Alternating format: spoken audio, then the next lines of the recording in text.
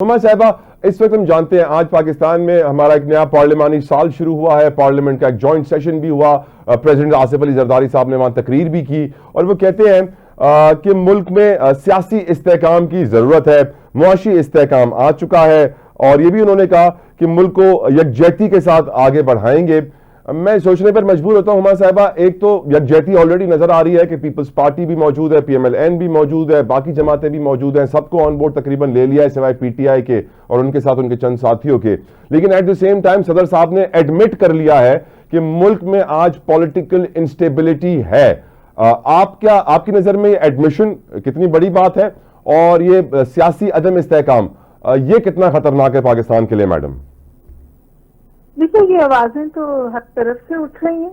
सिर्फ आपको प्रेसिडेंट साहब की तो स्पीच की इंतहाई अहम स्पीच है, लेकिन ये उन्हें हमें बताने की जरूरत नहीं है। ये तो आपको अक्रॉस द बोर्ड नजर आ रहा है। 2 प्रोविंसेस आपकी अप एंड आर्म्स हैं, कम्प्लीटली एट वॉर हैं, खतरनाक सिचुएशन है बलूचिस्तान में भी और CPC में भी। और अपसन से भी ग्राउंड पे जो सिचुएशन है वहां पर आपको खासी रिजेंटमेंट नजर आती है। और वो ये जो केनाल का इशू उठा है इस पर सही भी उठ के खड़ा हुआ है। तो एक तो जी कंटिन्यू। ऐसे डिसीजंस लेना और उनको इम्पोज करने की कोशिश करना जिनके अंदर वफाक की इकाइयों का ओनरशिप ना हो, in itself recipe for trouble होते हैं। और जैसे आपने फरमाया कि माशी इस्तेहकाम है, जो माशी इस्तेहकाम है वो भी पाकिस्तान की अशराफिया तक महदूद है। जिन इंडिकेटर्स की तरफ इशारा कर कर इस्तेहकाम को शोकेस किया जाता है उनकी पाकिस्तान की कम से कम 70% अवाम की जिंदगी से कोई ताल्लुक नहीं। स्टॉक एक्सचेंज हमारी श्रिंक हुई है, लिमिटेड है और दूसरे इंडिकेटर्स पर खड़ी है।